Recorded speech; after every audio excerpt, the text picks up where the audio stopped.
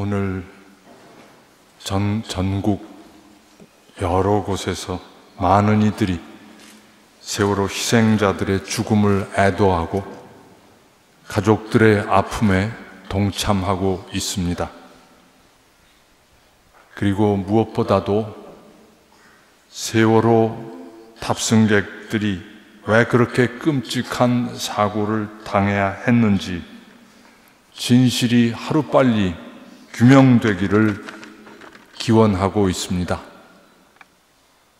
우리들도 오늘 이 밤에 이곳에 모여서 희생자들의 명복을 빌고 또 자녀와 가족을 잃은 분들이 겪고 있는 이루 말할 수 없는 깊은 상실감과 심적인 고통에서 치유되기를 기원하고자 합니다.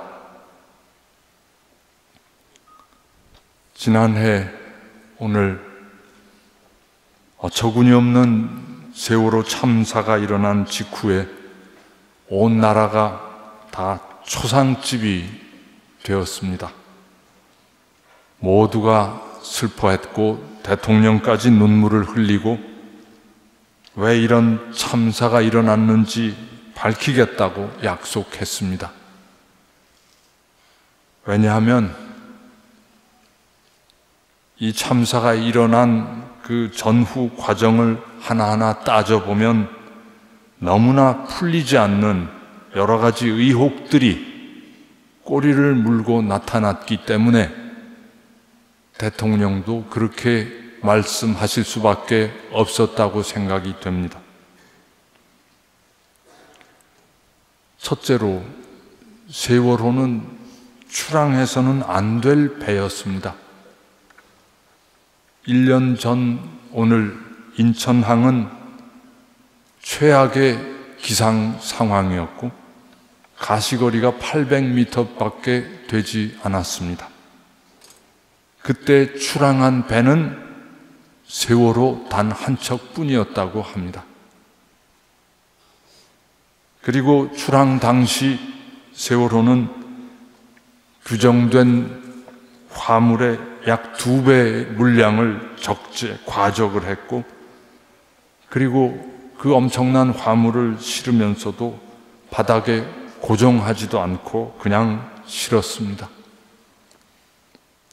그리고 될 수 있는 대로 화물을 더 싣기 위해서, 더 많이 싣기 위해서 배 균형을 잡아주는 배 밑바닥의 평형수를 절반 이상 빼내버렸습니다. 그리고 출항 전에 인천항 운항 관리자는 배 안에 들어가 보지도 않고 안전점검 보고서에 양호라고 기재하고 출항 허가를 내주었습니다. 심각한 기상 악화가 풀리지 않아서 단원고 아이들은 세월호에서 내릴 준비를 하고 있었다고 합니다. 그리고 유가족들은 아이들을 다시 태우고 집으로 돌아올 버스가 인천항으로 출발했었다고 나중에 증언하였습니다. 그런데 세월호는 왜 그렇게 무리하면서 출항을 했을까? 다른 배 다 출항 포기하고 있는데 누가 그런 결정을 내렸는가? 아무것도 밝혀진 게 없습니다. 그리고 도대체 왜 갑자기 세월호가 침몰했는지 그 원인이 전혀 풀리지가 않고 있습니다.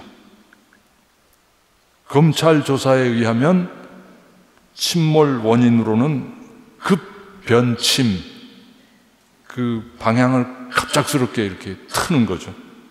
그 급변침을 지목하면서 항해사의 조타 미숙으로 선체가 크게 기울었으며 과적 및 고정 불량과 평형수 부족으로 배 복원력을 상실했다, 이렇게 밝혔습니다.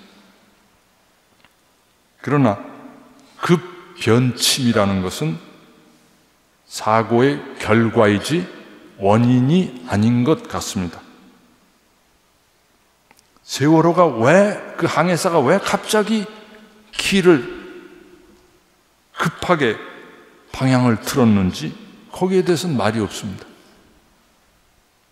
그 큰 배를 방향을 갑자기 틀 때는 항해사 자격을 딴 사람이 바보가 아닐지인데 대단한 그 일이 일어난다는 것은 충분히 알고도 남는 사람일 겁니다. 왜 그 사람이 갑자기 그렇게 급변침을 했는지 설명이 아무 데서도 나오질 않습니다.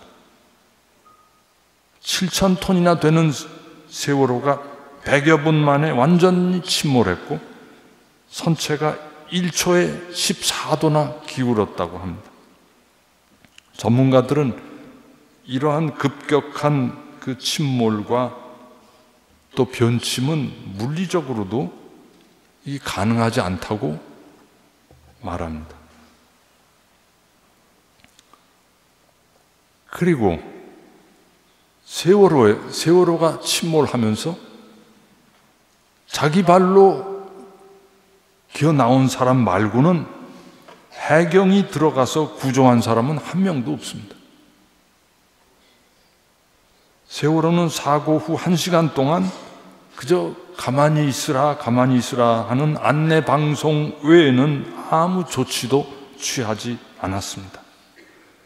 침몰 당시에 마지막 순간에 아이들이 유리창을 두드리면서 구조 요청을 했지만 해경은 선실 유리창을 깰 생각도 안 했고 탈출 안내도 하지 않다가 10시 17분 해경 함정 123정이라는 배가 도착한 지 47분 만에 현장에 있던 해경 헬기와 선박 그리고 잠수부는 돌연 일시에 철수했습니다. 후에 실종자 수색에 나섰던 잠수사들의 증언에 의하면 해경이 언딘이라는 업체의 작업을 위해서 철수를 요구했다고 합니다. 왜 이런 일이 일어났는지 이것도 참 우리가 알아들을 수가 없는 일입니다. 사고 해역 근처에 있었던 4만 톤급의 미 함정의 지원도 해경이 받아들이지 않았습니다. 해군 참모총장이 2번이나 통영함 출동을 명했다는데도 우리 한국 해군 함정도 해경이 지원을 받아들이지 않았습니다. 그리고 일본 해상보안청의 구조협력 제안도 거절했습니다. 그렇다고 해경이 뭐 한 것도 아닌데 이 앞뒤가 참 도저히 설명이 안 되고 납득이 가지 않습니다. 그리고 이런 그 사고의 원인과 경과를 분석해 줄 전문가들이 사고 후에 며칠 지나고 나서 처음에는 뭐 이렇게 여러 가지 말을 시작을 했는데 며칠 지나고 나서 침묵하기 시작했습니다. 어떤 언론사에 따르면 세월호 문제를 제기해온 전문가들이 4월 21일부터 인터뷰에 응하지 않기 시작했다고 합니다. 어떤 대학 교수는 인터뷰에서 압력이 들어온다. 주로 정보부처로부터 라고 보면 된다. 라는 말을 했다고 합니다. 그리고 4월 22일 방송통신위원회는 세월호 관련 재난상황반 운영계획이라는 문건을 통해서 방송사 조정, 통제 및 대응 임무를 각 방송사에 하달했습니다. 왜 이런 언론 통제를 했어야 되는지 모르겠습니다. 그리고 마지막으로 풀리지 않는 수수께끼가 또 있습니다. 세월호는 국내 여객선 중 유일하게 해양 사고 발생 시에 국정원에 보고하도록 되어 있습니다. 국정원은 4월 16일 오전 9시 10분 청해진 해운 사장 등으로부터 사고 문자 메시지를 받았고 9시 28분에 해경 상황실에 전화해서 원인이 무엇이냐고 물었습니다. 세월호 내부에서 발견된 자료에 의하면 국정원은 세월호에 99가지의 상세한 지시를 내린 문건이 발견되었습니다. 왜 민간 여객선이 배 시설 작은 부분에 대해서 시시콜콜이 국정원에 보고를 했어야 됐는지, 그리고 그 배의 선원들의 수당이나 휴가까지 국정원의 지시를 받도록 그 문건에는 그렇게 쓰여 있습니다. 왜 민간 여객선의 그 선원들의 수당과 휴가에 대해서까지 국정원에 보고를 해야 되는지 도저히 이것도 뭐 설명이 아무 데서도 해주는 데가 없습니다. 지난 3월 우리 한국 주교단이 함께 로마에 그 프란치스코 교종님을 뵈러 갔었습니다.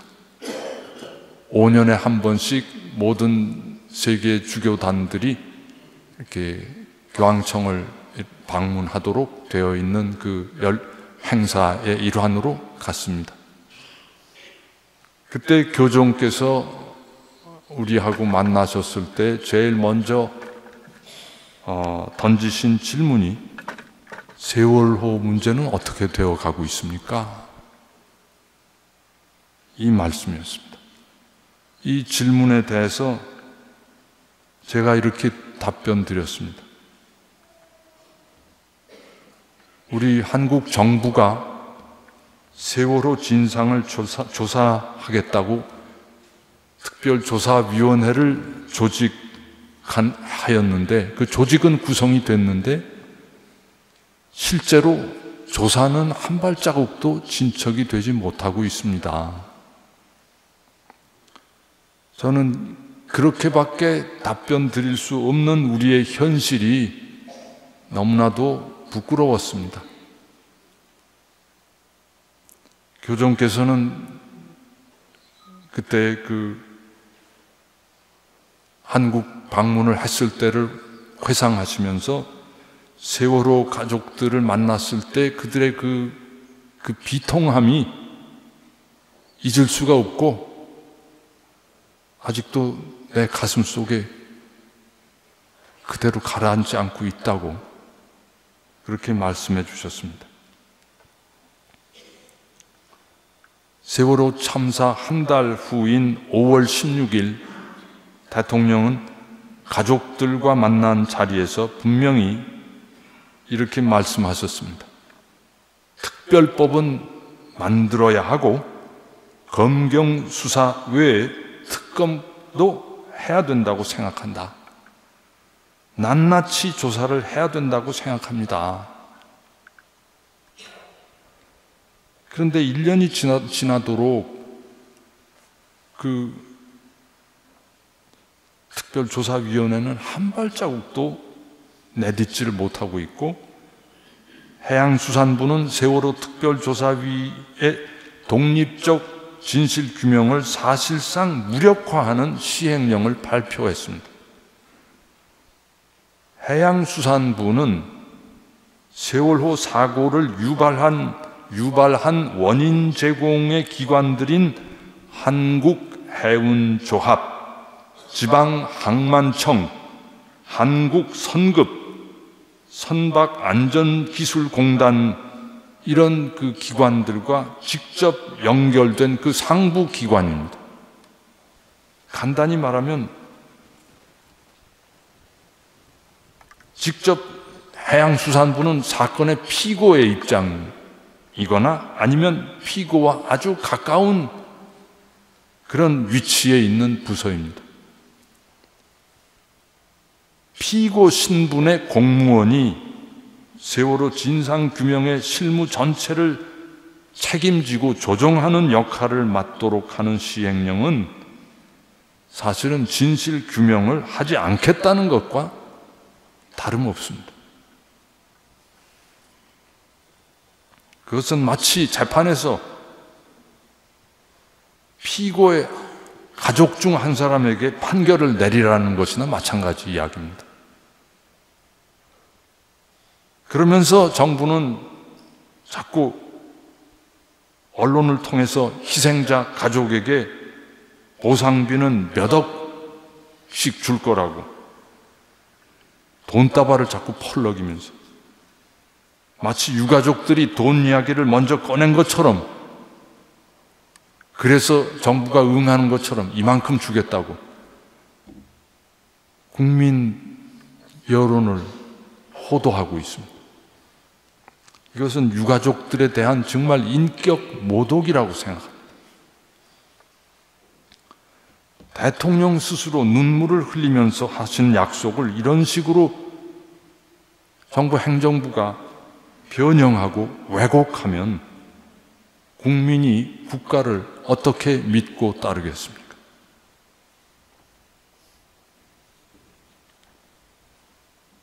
지난 1년이라는 세월을 보내면서 어떤 이들은 이제 그만하면 되지 않았나, 어떤 이들은 광화문 광장에서 기한도 없이 농성하고 노숙하고 있는 세월호 희생자 가족들, 또 시민단체 사람들이 거기에 죽치고 앉아있는 것이 하루 이틀도 아니고 매일 출근하면서 이렇게 보니까 불편하고 피곤하고 또 혐오스럽게까지 느낀다는 사람들이 있었습니다. 언제까지 우리가 세월호 문제에 붙잡혀 있을 것인가? 나라 경제도 자꾸 어려워지고 민생 문제도 산적한데 나라가 앞으로 나아가야지, 세월호 그 사건에 그냥 붙잡혀가지고 꼼짝도 못하고 그게 이래서 되겠나? 이런 그 반응들이 여기저기서 들렸다고 합니다. 근데 가만히 생각해 보면 이것은 마치 우리가 복음에서 읽을 수 있듯이 강도를 만나서 강도에게 몽둥이 찜질을 당해서 초죽음이 되어 길바닥에 쓰러져 넘어져 있는데, 그런 이웃을 보고도 내 갈 길이 바쁘다면서 길 반대쪽으로 비켜서 서둘러서 지나가 버리는 그 레위인 아니면 그 사제 하고 다를 바가 있을까 하는 생각이 듭니다.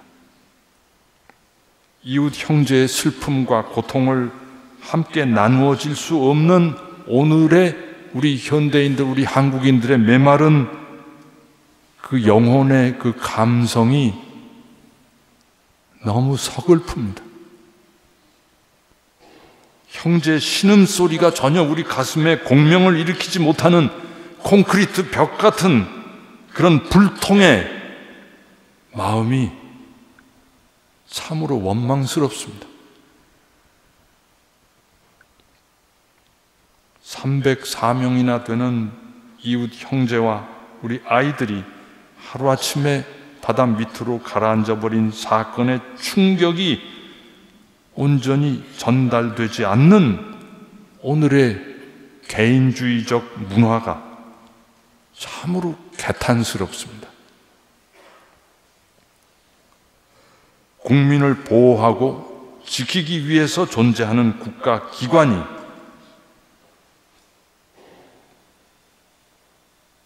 진실을 외면하고 여러 가지 의혹 가득한 사건을 그냥 잊어버리고 덮어버리자고 하는 것은, 그것은 마치 우리 몸에 돋아난 종기의 뿌리를 뽑아내지 않고 그냥 겉으로 붕대만 감고 끝내자는 이야기와 같습니다. 이런 식으로 하면 종기는 속으로 더 깊이 골마 들어가서 뼛속까지 썩어 들어가고 나중에는 세월호보다 더 큰 재앙이 우리를 찾아올 것입니다. 우리는 세월호의 비극을 잊으려 하기보다는 거듭 상기해야 된다고 봅니다. 희생자들의 고통과 그 참담한 최후를 기억해야 다시는 그런 참극을 되풀이하지 않으려는 강한 의지와 회심을 우리는 열매 맺을 수 있습니다.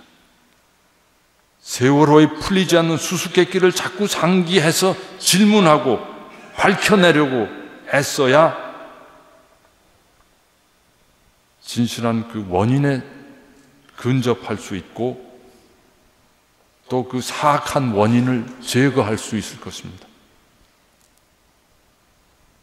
그리고 그 기억으로 끊임없이 우리가 회귀하고 거기 머물고 있는 가족들과 연대하면서 가족들의 아픔을 함께 공감하고 나누고 아파할 줄 알아야 합니다. 그래야 우리 사회가 지금 걸려있는 몹쓸 개인주의의 연병에서 치유될 수 있습니다. 상처는 회피하고 어설프게 봉합해서는 계속 안으로 골마 들어갑니다. 오늘 우리는 예수님의 성체 앞에서 세월호 희생자들을 기억해내야 하겠습니다. 고인들의 명복을 빌고 가족들의 상처를 주님께서 어루만져 주시기를 예수님께 청하십시다. 그리고 동시에 이런 말도 안 되는 참혹한 비극을 직접 초래한 사람들, 고물로 퇴출된 배를 사들여서 부실하게 리모델링한 사람들, 법규를 위반하도록 눈을 감아준 공직자들, 더 많은 수익을 내기 위해서 온갖 규정을 위반하고 속인 선박회사 주인과 경영진,